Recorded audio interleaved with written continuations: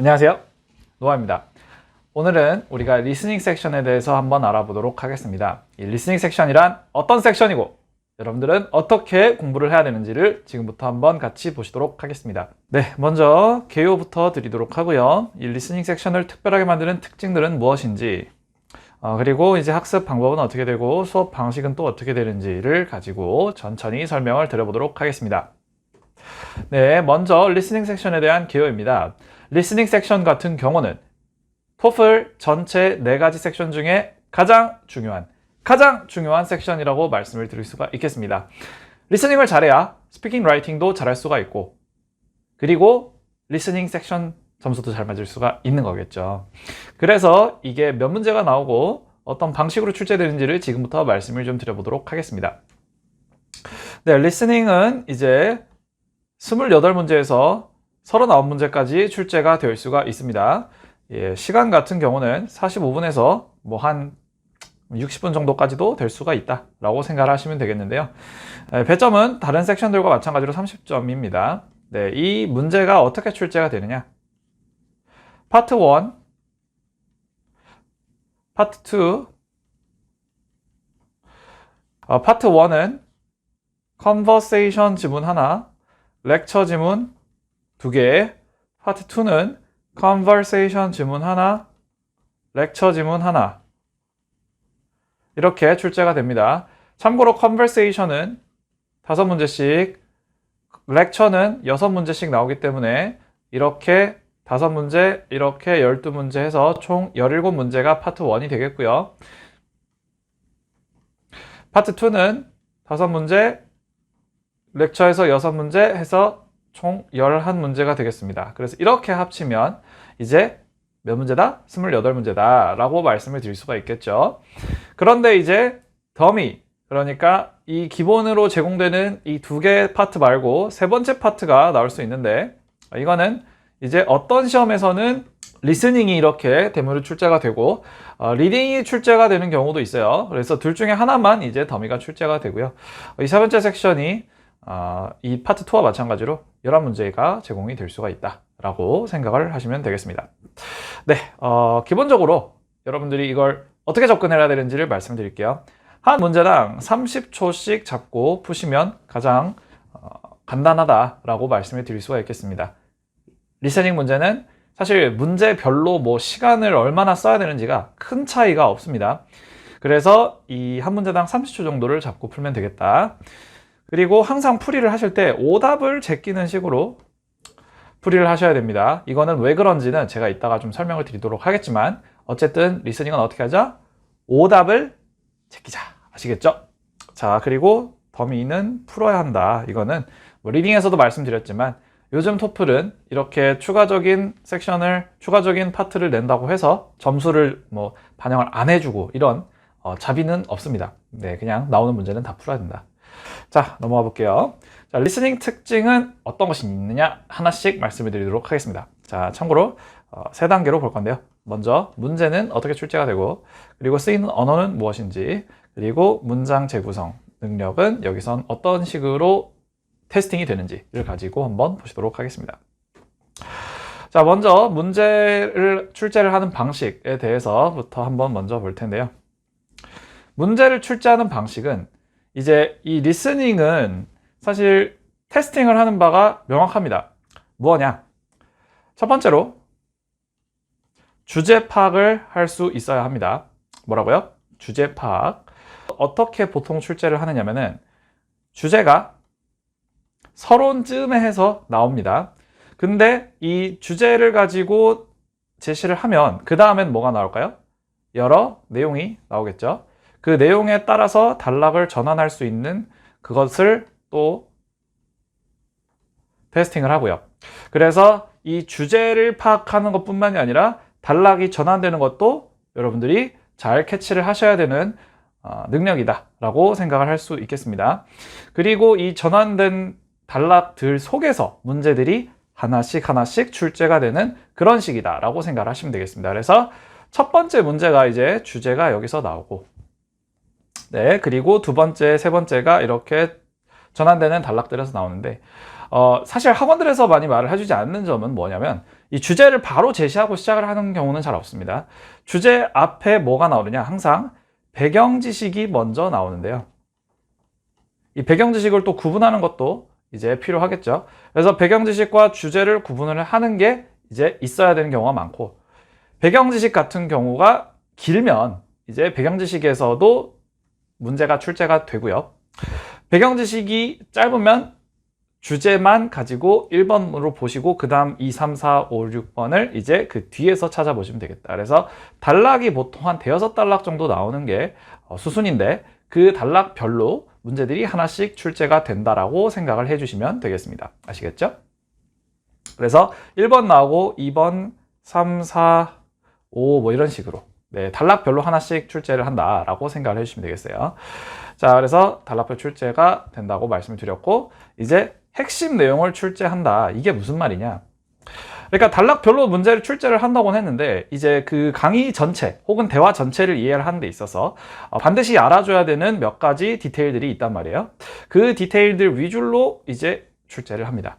그래서 자세히 보면 이게 그냥 뭐 이런 뭐 단락별 뭐 접근이라든지 아니면 섹션별 접근이 없으면 진짜 말 그대로 한 줄 한 줄 한 줄 한 줄 한 줄 한 줄 한 줄 한 줄이랑 다 싸우셔야 되는데, 그러면 정말 어렵다. 아시겠죠? 그래서 항상 어떻게 생각하자? 단락별로 생각을 하자. 그래서 처음에 주제 파악을 하면 뭐라고요? 단락별로 생각을 하자. 이게 먼저 마인드가 탑재가 돼야 리스닝이 쉬워집니다. 이걸 모르는 상태로 시작을 하면 정말 어렵습니다. 하나하나랑 다 써야 되는데 그거 정말 쉽지 않습니다. 아시겠죠? 자, 그리고 쓰이는 언어는 무엇인가에 대해서도 말씀을 좀 드려봐야 될 텐데요. 이 쓰이는 언어라는 것은 사실 그냥 대학교에서 사용되는 영어라고 우리가 봐야 되겠죠. 대학교에서 그런데 사용되는 영어 중 어떤 영어냐? 쉽게 말하면 읽는 수준의 영어까지는 아니고 우리가 흔하게 들을 수 있는 수준의 영어다 라고 생각을 하시면 되겠습니다. 아무래도 글이라는 것은요, 어떤 연설이나 그냥 강의 이런 것보다는 더 문장 구조나 다루는 내용이 더 깊이가 있는 경우가 많습니다. 그리고 문장도 훨씬 더 길고요.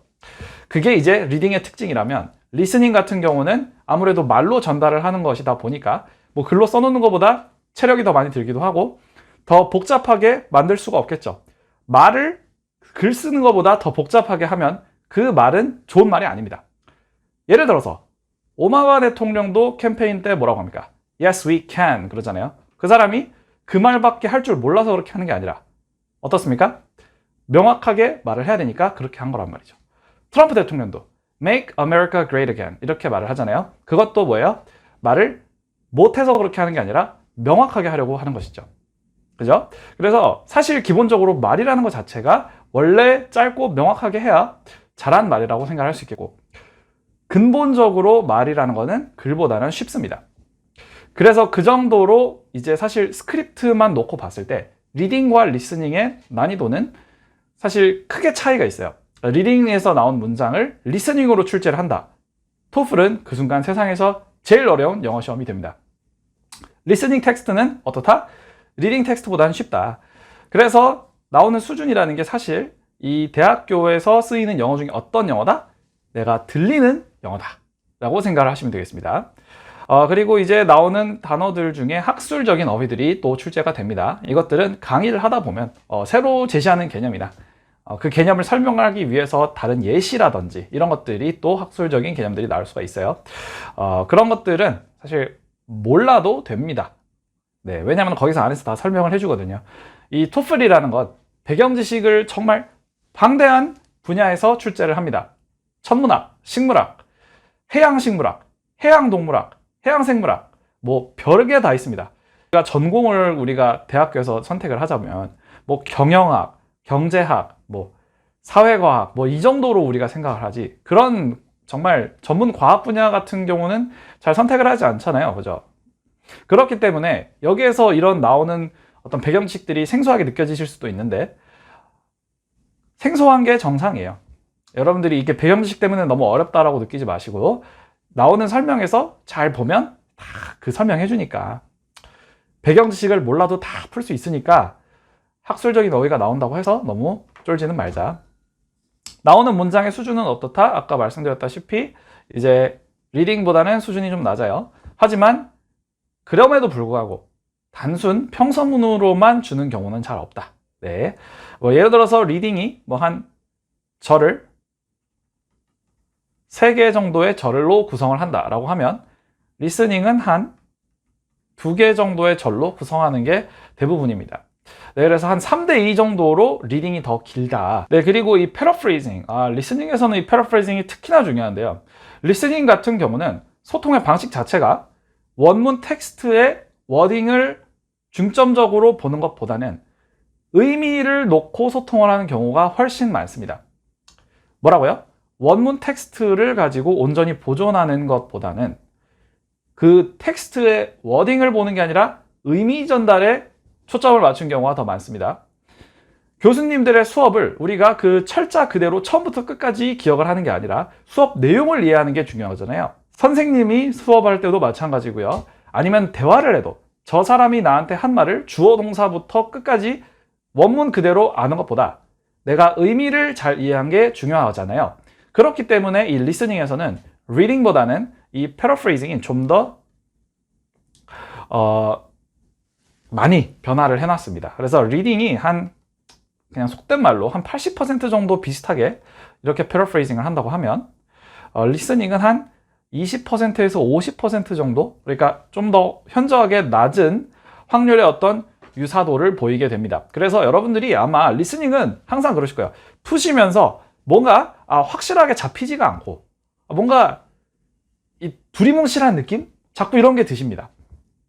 네, 이게 왜 그러냐면 이 리스닝이라는 소통 방식 자체가 원래 그런 특징을 가지고 있기 때문에 단어 원문보다는 의미를 중점을 두는 그런 중점을 가지고 있기 때문에 여기서도 패러프레이징의 정도가 더 심해지는 것이고 여러분들은 보는 입장에서 확실하게 잡히지 않는 느낌이 자꾸 들 것이다.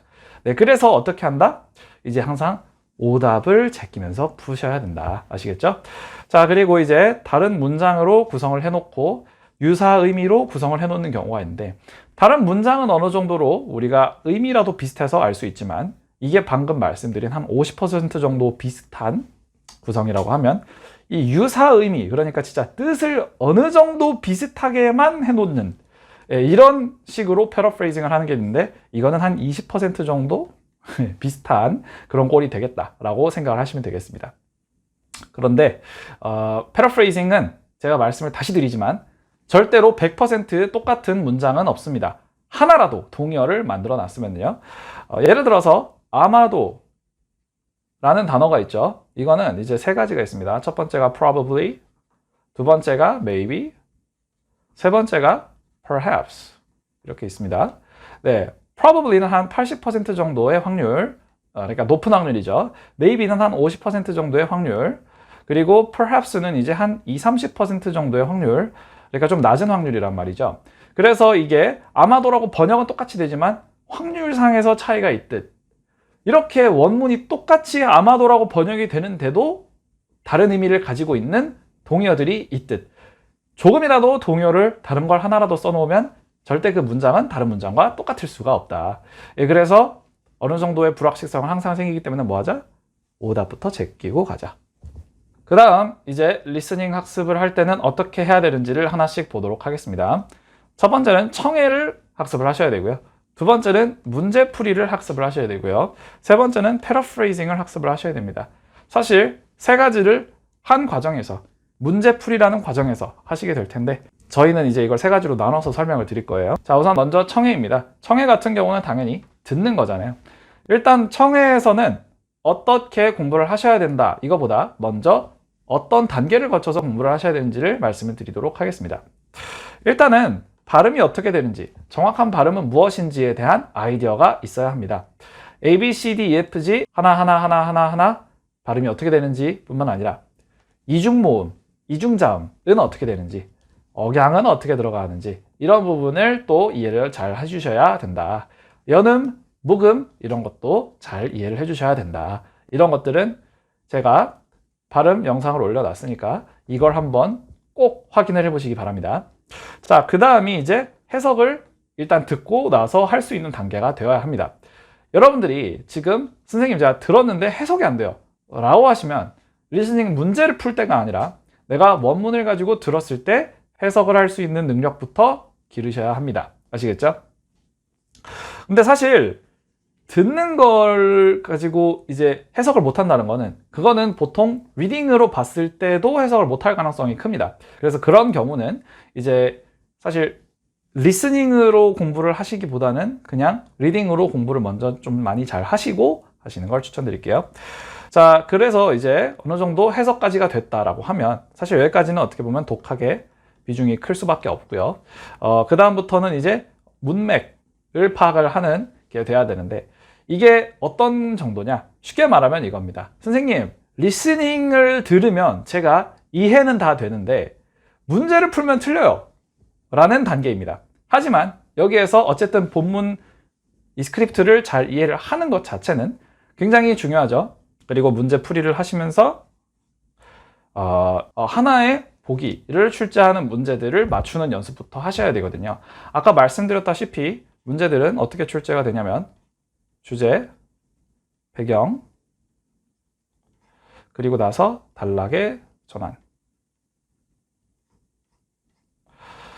이렇게 1, 2, 3, 4, 5 이런 식으로 이 문제 풀이를 할 때는 항상 문제가 어디서 출제되는지를 내가 잘 봐야 되겠죠. 그것뿐만 아니라 어떤 문제형이 나오는지, 출제 포인트는 어디인지 이런 것들도 잘 알아줘야 합니다.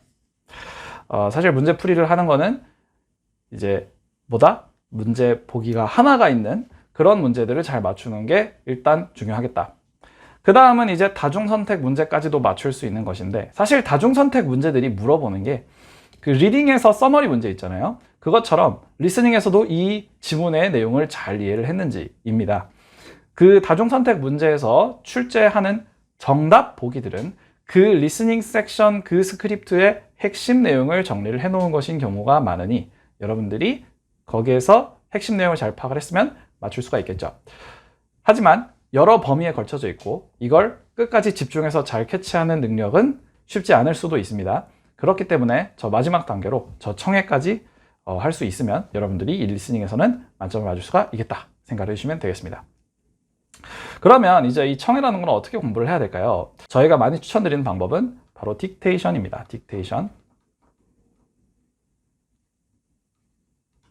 자, 뭐라고요? 딕테이션. 받아쓰기입니다. 받아쓰기. 네. 어떻게 하시느냐? 첫 번째, 이제 그 리스닝 그러니까 리스닝을 틀기 전에 먼저 문제 풀이부터 합니다. 두 번째로 이제 문제 풀이를 하면 채점을 하겠죠. 세 번째로 채점을 하고 나면 그 부분에 대해서 스크립트를 보면서 오답 노트를 할 때 이제 나오는 정답 범위가 있습니다. 보통은 이 강의나 대화의 여러 문장 중에서 한두 문장을 가지고 정답 범위라고 할 수가 있겠습니다. 네 번째, 그 정답 범위를 재생을 한다. 다섯 번째, 그 재생을 한 번 하고 기억나는 단어까지 최대한 필기를 한다라고 생각을 하시면 되겠습니다. 그래서 틀어보고 한 문장 틀고 내가 기억나는 단어 3단어든지 5단어든지 7단어든지 한 번에 최대한 필기를 해보는 거예요. 그 다음에 이걸 가지고 다시 틀고 하면서 최대한 캐치하는 단어의 수를 늘리는, 그러니까 한 번 재생했을 때 캐치할 수 있는 단어의 수를 계속해서 늘리는 게 필요하다라고 생각을 하시면 되겠습니다. 네, 그러면 이제 이 문제들은 또 어떻게 출제가 되는가를 한번 보시도록 하겠습니다. 기본적으로 리딩과 리스닝의 차이부터 좀 설명을 드려야 될 텐데요.